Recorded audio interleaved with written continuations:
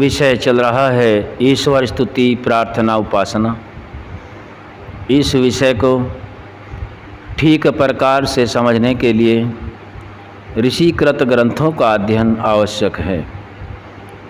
ऋषिकृत ग्रंथ जो साक्षात्कार करने के उपरांत मानव मात्र के कल्याण के लिए ऋषियों के ज्ञान से दिए गए हैं, उन्हीं को जानकर के हम ईश्वर की स्तुति प्रार्थना उपासना के विषय को जान करके अपने आचरण में ला सकते हैं। महर्षि दयानंद सरस्वती जी के द्वारा दिया गया जो आर्योद्देश्य रत्नमाला नामक ग्रंथ है, उसमें कुछ शब्दों को दिया गया है। उन सभी को हम जानने का प्रयास कर रहे हैं। आज का शब्द है सदाचार किसे कहते हैं।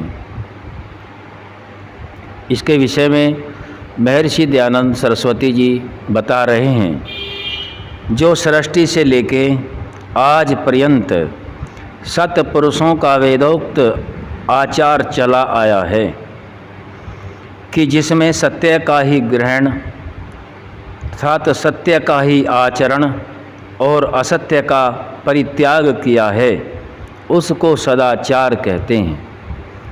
जो सदा से श्रेष्ठ पुरुषों के आचरण में रहा हो, उसका नाम सदाचार बताते हैं। जो सृष्टि के आरंभ से लेके आज पर्यंत सद्गुणों का ग्रहण और दुर्गुणों का त्याग करना है, तो सद्गुणों का ग्रहण सदाचार कहता है। सृष्टि से आरंभ से, इसको हमें समझना है कि सृष्टि के आरंभ से अंत तक सदाचार के नियमों में कोई परिवर्तन नहीं है। बीच बीच में व्यक्ति अपने अल्प बुद्धि के कारण समझ लेता है कि ये परिवर्तन होता है, लेकिन जिस परम पिता परमात्मा ने सृष्टि का निर्माण किया, जो परमात्मा इस सृष्टि का संहार करता है, और वही परमात्मा सर्व विद्या युक्त भी है, अनंत गुणों के होने के साथ साथ सर्व विद्या युक्त का गुण है, और जो स्वयं में बिल्कुल पूर्ण है। परमात्मा के ज्ञान में कोई परिवर्तन नहीं होता। यदि परिवर्तन का लेश भी हो जाए तो वह सर्व विद्या युक्त वाला गुण न रहेगा। इसीलिए परमात्मा के द्वारा दिया गया वेद का ज्ञान, उसके आधार पर जो ऋषियों के द्वारा बताए गए मार्ग में सदाचार प्राणियों के लिए था, वर्तमान में है और भविष्य में रहेगा, उसमें कोई भी परिवर्तन नहीं होता।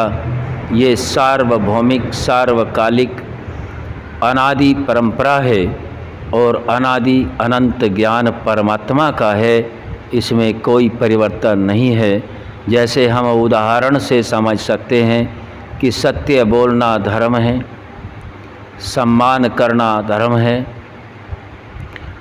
दूसरे के आत्मा को भी सुख प्रिय और दुख अप्रिय होता है, जैसा मेरे आत्मा को होता है वैसा ही सर्वत्र समझना धर्म है।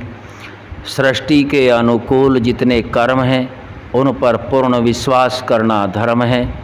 आप्त पुरुषों के कथन के अनुसार अपने जीवन में इस प्रयोग को करना, आचरण में लाना धर्म है। हम सभी को केवल असत्य को छोड़ना, सत्य को ग्रहण करना धर्म है। जितना भी संपूर्ण भूमंडल के ऊपर प्राणी मात्र हैं, ये कुछ बिंदुवत शब्द रखे गए हैं, इनमें कोई परिवर्तन कभी भी नहीं हो सकता। इसीलिए हम सभी इन गुणों को अपना करके सदाचार को अपना सकते हैं। जो सदा से आचरण में रहा है सदा रहेगा और हर सृष्टि में इसी प्रकार से रहेगा। इसका नाम सदाचार महर्षि दयानंद सरस्वती जी रखते हैं। ऋषियों का ज्ञान बिल्कुल स्पष्ट होता है, कोई मिलावट नहीं, कोई घुमाव फिराव नहीं। ऋषि स्पष्ट बता रहे हैं कि सृष्टि के आरंभ से लेके, यदि सदाचार की परिभाषा मनुष्य से, सामान्य मनुष्य से पूछें तो वह वर्तमान को देख करके सदाचार की परिभाषा करेगा। लेकिन ऋषि कितनी महत्वपूर्ण बात बता रहे हैं कि सृष्टि के आरंभ से लेके आज पर्यंत जो सत्पुरुषों का वेदोक्त आचार चला आता है, क्योंकि वेद ईश्वर की वाणी है और ईश्वर ही सृष्टि को रचता है और वह भी सृष्टि के आदि से आज तक चला आता है, उसका नाम सदाचार है, जिसमें केवल सत्य का ही आचरण और असत्य का परित्याग किया गया जाता है, उसको सदाचार कहते हैं। आज हमने सदाचार के विषय में जाना है, आगे फिर जानेंगे। ओम सम